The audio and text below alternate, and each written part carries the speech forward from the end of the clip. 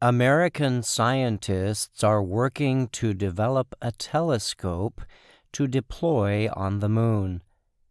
The telescope is designed to search for ancient radio waves that could provide important details about the early universe. The American Space Agency, NASA, and the U.S. Department of Energy are working together on the project.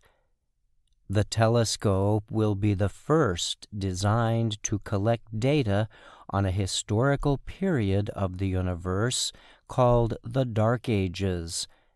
This period is considered important to study because it can provide new details about the formation and development of the universe.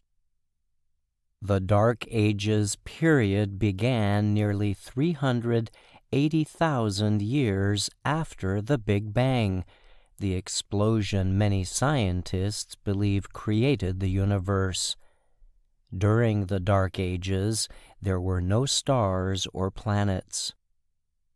In a statement announcing the project, NASA said information on the Dark Ages can only be learned through data collected from radio waves.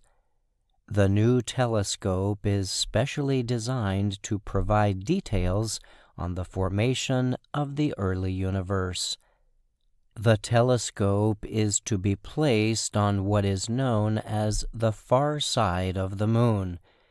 This description came about because that side of the moon cannot be seen from Earth.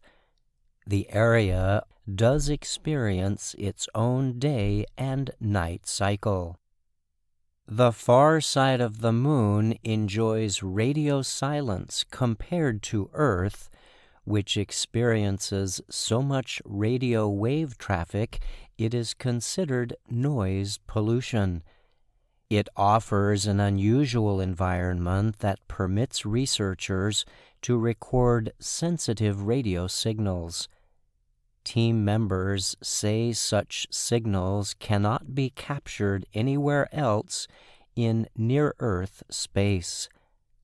Andrzej Slosar is a physicist with the Department of Energy's Brookhaven National Laboratory in New York. He said in a statement that studying the universe is easier when collecting data from a time before the stars and planets formed. So far, we can only make predictions about earlier stages of the universe using a benchmark called the cosmic microwave background, Slosar said. He noted that the new telescope would provide a new benchmark, opening the door for scientists to make further important discoveries about the universe. After touching down on the moon, the telescope's lander will turn off permanently so it does not produce any wave interference. The telescope will then deploy 4 3-meter-long antennas. The instrument must survive the severe conditions existing on the moon's far side.